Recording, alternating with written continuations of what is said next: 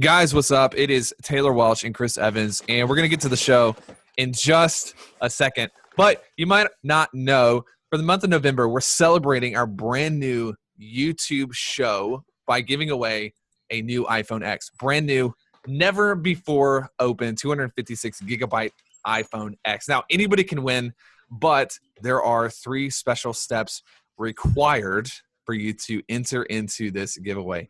Chris, tell us what to do. Boom! Yes! All right, here's what you do.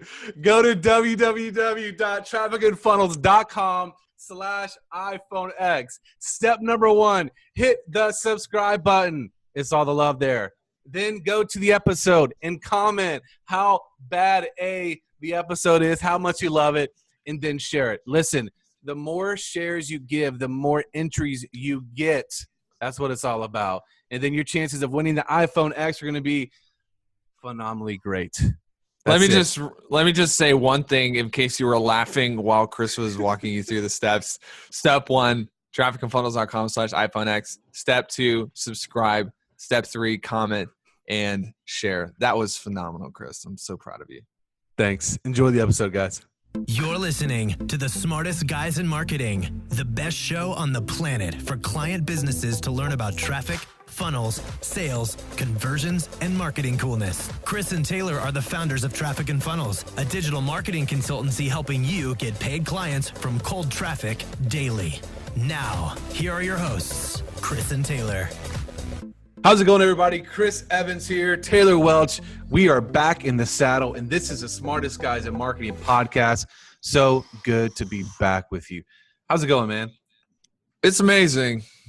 Are you rested up? Amazing. I slept for 9 hours last night and had dreams of our future, and it was great. Tell me more. It's like saw us Our clothes are on, basically. right? We have like a bunch of statues of ourselves erected all over the city. I like that. Just kidding. I mean, that's what's on my morning formula, actually. Jokes, dude. But in all honesty, we just launched our YouTube show, and it's killing it. We have so we launched that one video last week, and then the first episode went live yesterday. We have over 700 comments combined, these 2 videos. I think it's pretty freaking good considering we've never done YouTube before, and we really don't know what we're doing, but we're kind of building a playbook in the process that we can teach to other people. It's just a lot of fun. Yeah, if you guys are interested in checking that out, you can actually enter to win an iPhone X. Oh, right snap. now. So this is going to run until the end of November. Go to trafficandfunnels.com/iPhone-X and subscribe to the YouTube channel, comment on the episode, and share the love, and you'll be entered to win the iPhone X. Don't just share it once. Share it as many times as you can. You get additional entries every time you share it. That's true. Stack those points. I only speak the truth. So that brings us to the topic of what we're talking about. And maybe a lot of people are they're wondering like, why are you guys on YouTube? What's the deal? So what are we talking about in this episode? Talking about platform agnosticity. Platform agnosticity and owning your entire space. And this really, if you're religious, it doesn't mean that you don't believe in God. It means that there's no one platform to rule them all. No one ring, no one platform. So we made a push. Like, I think, can I just go ahead and tell the backstory on this? Yeah. So about 8 months ago, we decided that our business was too dependent on one platform, one channel, one stream of customer acquisition. And we decided we're going to play the long game, and we may sacrifice some revenue. We may sacrifice, a little bit of ROI to actually get onto some other platforms. It's actually why we started the podcast. It's actually why we started the memos.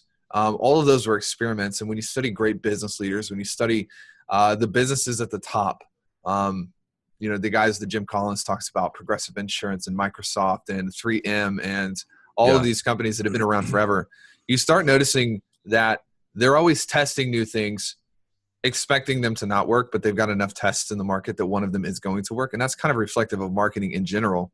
If you think about it, it's all a big giant test. Yeah. And yeah, we've really come a long way in diversifying our reach. We're not just on Facebook now. We're not acquiring all of our customers or clients from Facebook now. We've got multiple different, tentacles in the marketplace that people can get information and value and et cetera, et cetera. So that's kind of the backstory on that. Yeah. And I think, a lot of people are like, well, I thought you guys were just paid traffic. Well, we're at a place now in our business where we've bought ourselves the opportunity to invest in that longevity. And we want things that now we're in asset creation mode. For some of you guys, it might not be the right timing to go out and start YouTube and do a blog and do all this other stuff that's going to be more long-term for you. And there's things that we teach. You guys can go back and listen to past episodes where we talk about leveraging paid traffic to build your business. And you really can get to $100,000 a month fairly quickly with just a couple things, right? Like one ad. Like one ad. Yeah. For real. One landing page, one webinar. Yeah. It's amazing. Even, dude, we have people in very, very niche markets that are pretty small doing just about $100,000 without a webinar yet, just using some of our, quote, social organic processes. We have one who did like 95 last month. It's just organic. And we talk about that in a previous episode with the things you do need, which is like a good offer, a cell phone, and I don't know, something else that was basic. I forgot what it was. You can go find paper and a pen. Episode, something like that. So let's talk about like why people should be doing this and some of the strategies that, to be honest, like you've kind of taken point on this in our business. Like Chris is kind of the brainchild behind taking over other channels and kind of how you think about that. I'm going to interview you and pull it out of your brain.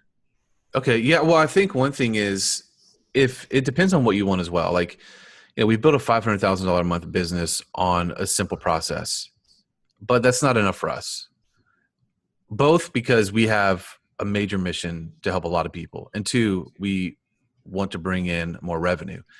And so our goal being to get to a $10 million company, then $25 million company, then a $100 million company. One thing that is required for us to do that is have a substantial platform where we have trust and influence with a lot of people, right? And so that's one reason why we are going to YouTube. Obviously, it's a major search engine. People don't think about it that way. People are going there to find out how to fix their problems. And when we've surveyed people who are in our market, we asked, hey, how often are you on YouTube? How often do you watch YouTube videos? It was like a substantial amount of people who are always on YouTube every single day, even hours a day. And so many times I think we're so consumed about the power of Facebook, which obviously it is very powerful, but YouTube is such a powerful platform because one, there's so many people on YouTube, but two, the modality of YouTube, right? There's no other way to connect better with someone than video, unless it's in person, right? So it's extremely powerful. And that's one of the reasons why we're going there. Two, hold in on. addition to that. Before you go to number two, number one, I just want to highlight the fact that you said we surveyed our crew. Like sometimes people just think that, we're geniuses and we predict the future, which we are. Well, partially true. But no, I mean, you should be asking yourself, asking your market, what channels they're on, what social media channels they're on, how did they find you, how did they hear about you? You should be knowing all of these things and growing that database. And we've got that in our funnels. We're always asking. You posted a couple weeks ago, like whether people were on YouTube or not. So I just want to highlight that because it's kind of basic, but it's also really important. Yeah, absolutely. And the other thing is, when you're looking at where you want to go in your business, you have to see what your market wants, but you also have to look at your competition. What is your competition doing currently, and what are they not doing, right? And if you're in a smaller market, which I would say we're not in a mass market like health or fitness, supplements, stuff like that. So sex. You have to. It's a big market. It's a really big market. Yeah. Sorry. I don't know what I was going to say. I mean, you really threw me off there. No. But looking at what people aren't willing to do in regards to your competitors, listen, to do it right, it's a pretty good investment to go on YouTube. Like, not just money, yes, but it's time. And how you're going to win on YouTube is being consistent, right? And really investing the time to think about how to bring massive value to your audience. And a lot of people in the marketing space, they do what is absolutely minimal. And for us, we want to be in this game long term. And so right now we are willing to invest that time to really demonstrate, hey, we're not like everybody else. We're not just throwing out some kind of a scammy, get into the bed with us quick thing, but we're willing to invest in the relationship and really court people, if you will, to demonstrate that and build that bridge of relationship, authenticity. So people can really look to our company and our platform, what we're doing for the long term, as thought leaders, innovators. So we have that trust and we can be a source of amazingly free content, but also people who want to go deeper and further in building their business and having the life they want to buying our products and services. Yeah, 100%. And I think it's important to say, like, you have to identify your mission to know what this is going to require from you. Because, just taking a client, for example, we got Chris who does the clinic stuff, and he's the one who did almost $100,000 last month with his organic stuff. His mission right now doesn't require him to go completely agnostic. Yep. Because he's fine. He is not maxed out. He is not at capacity with his current stuff. And he doesn't have a lot to risk. But with us, it's like, we're talking about, like, we want to build this to $1 million a month business within the next 12 months. We want to build the podcast list to 1 million listeners a month. We have all these reach goals that absolutely require us to not be 100% dependent on Facebook. Because Facebook can shut you down. And then if that's your whole business, you're in a bad spot, Yeah. Well, the thing on Facebook too is because it has been so hot and the targeting has been so amazing. There is definitely an increase of the inventory of space in advertising on Facebook is diminishing every single day.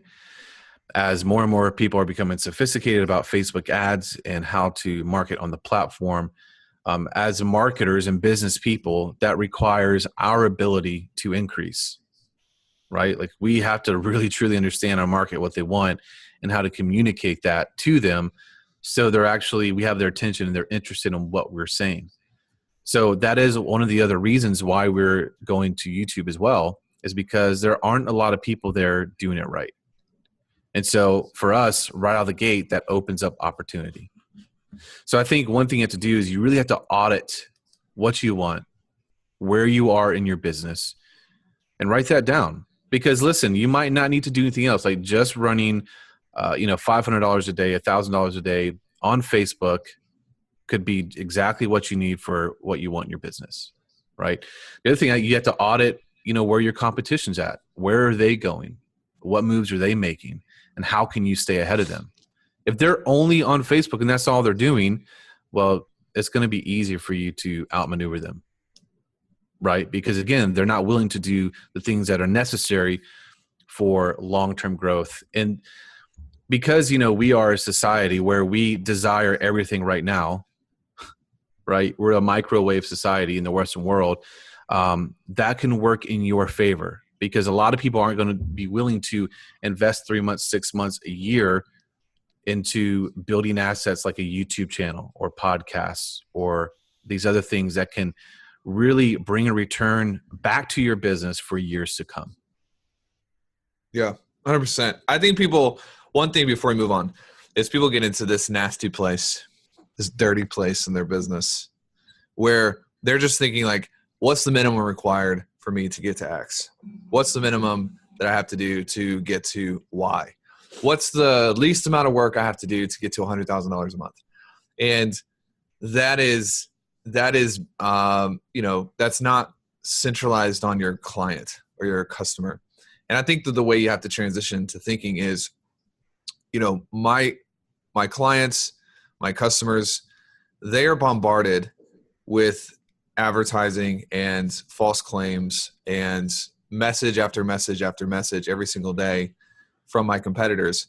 How can I offer more proof, more validated strategies than anybody else? Because it reminds me of the old Dan Kennedy thing where it's like there's like a scale in your client's head.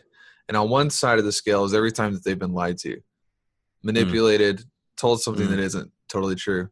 And that's a heavy side of the scale. And then on the other side of the scale is the amount of proof available that they have to validate you.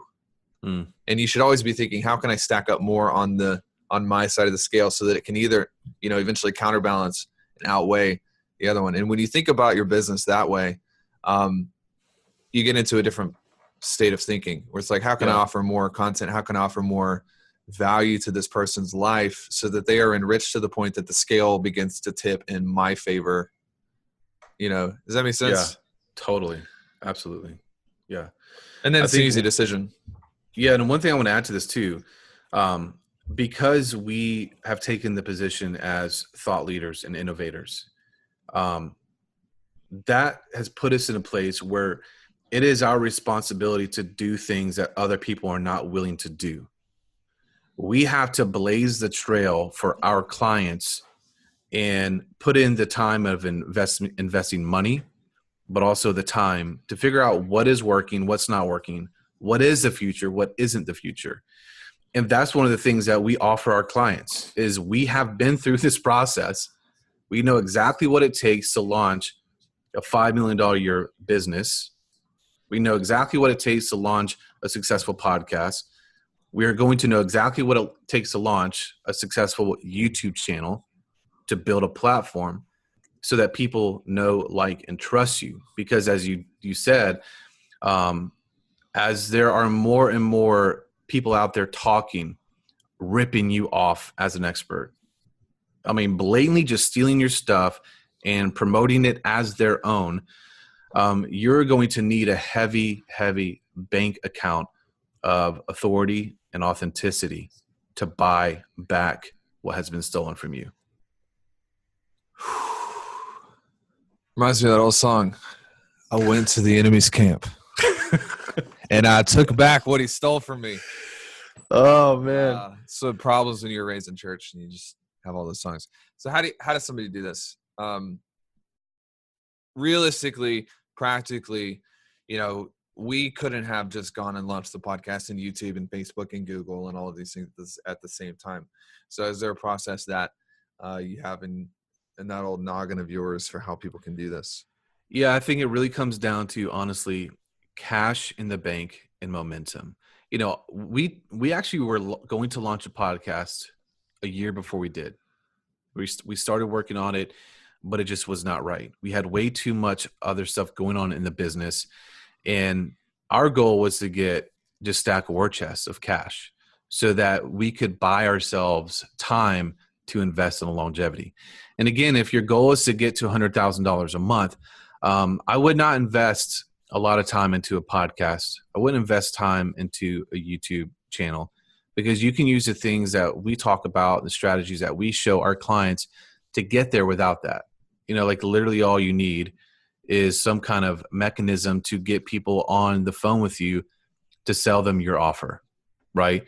And then once you have that kind of fleshed out and you've got some momentum there and you really have a good understanding of what your market wants and how to lead people to a sale, then you can focus on just stacking cash and protecting yourself and building an armory for your business, and just getting that momentum flow. And once you have that, then it makes sense to maybe look at, what you should be doing for the long term. So again, it comes down to where you're at, what you want, and taking audits of your market. Because you might be in a place where your market is not very sophisticated to marketing, right? Like we have clients who they're killing it with our process because nobody in their market is used to how we market, right? And so their ceiling, their cap is very, very high. So I think it depends on how competitive your market is, how sophisticated they are. and what you want. Hold on. Let me add to that. If your goal is $100,000 a month and you work 40 hours a week, that's a $625 an hour payroll, correct? Here's why you're telling people that they have to focus on what they don't do. Because at that, you're going to spend 8 hours a month probably working on a podcast. Times $625. That's about $5,000 a month. So you have to be at the place where, mentally you have to think like you're making $100,000 a month before you actually get to $100,000 a month. So if you're not willing to pay $5,000 a month in opportunity costs to do a podcast, then it's not going to help you reach your goals. Yes. Just throw that out there. Yeah, absolutely. One thing I want to add like a little a strategy and tactic here that you guys can leverage. If you're like, cool, let's go fast. If you're chomping at the bit, one thing that you can do is you can do a short podcast series. Let's say you've already figured out a webinar, works out, and you've got it launched to market and you're signing clients. What I would do is maybe like a 6 series podcast, maybe 10, maybe 12 episodes, dealing with the objections that your market has and just demonstrating value and authority, on those topics. And then basically putting those to your market via retargeting, via emailing, is a great way to still leverage the power of a podcast without the commitment of long-term recording and producing and all that kind of stuff. Very powerful strategy. Amazing idea. What you're talking about is like the power of sequence. Yeah. Like if you're not a place where you want to take on a full-blown podcast, do a series. If you're not at a place where you're wanting to pull off a full-blown YouTube show, maybe record, 6 videos and put them on YouTube, but use them in a funnel, things like that. And, it's common for the entrepreneur to want to do a million things at the same time. And what we found is that the easiest way to do it is master one thing, then maneuver to another. Then master that, then maneuver to another. Master, maneuver, because it's not possible to do something well while you're doing a million other things. And the reality is until you get to your income goals, let's say your income goal is $50,000 a month, and you have no business doing anything else until you get to that $50,000 a month. Yeah. I could do $50,000 a month, sleeping half the day, making one post on Facebook. It's true. Because our stuff is locked down. It's in a good place. So you really have no business doing a bunch of ancillary activities. Most clients, when they come in, we make them stop their podcast. We make them stop everything that they're doing. And at first they're mad at us, but then they hit their income goals within like a month and a half. And then we give it back to them. They can do it again because they've proven to themselves they can stay in sequence. Yeah, true. You know what I mean? That's great, dude. It's proved it. They proved it. I don't even know my mom is going to be so disappointed. I don't even know the right grammar. I'm sorry. She's an English teacher and I failed her.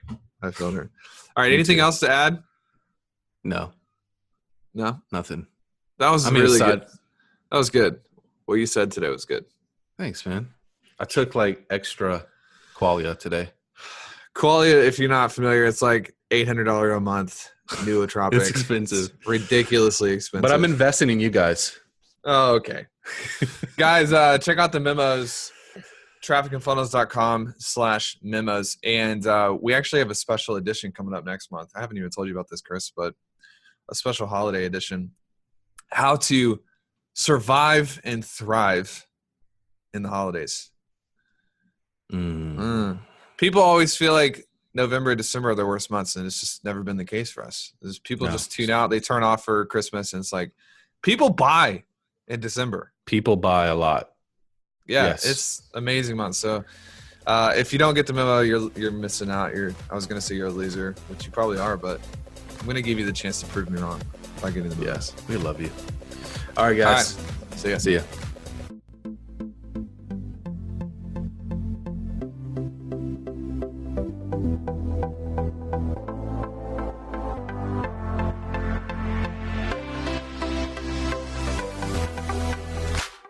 This is thepodcastfactory.com.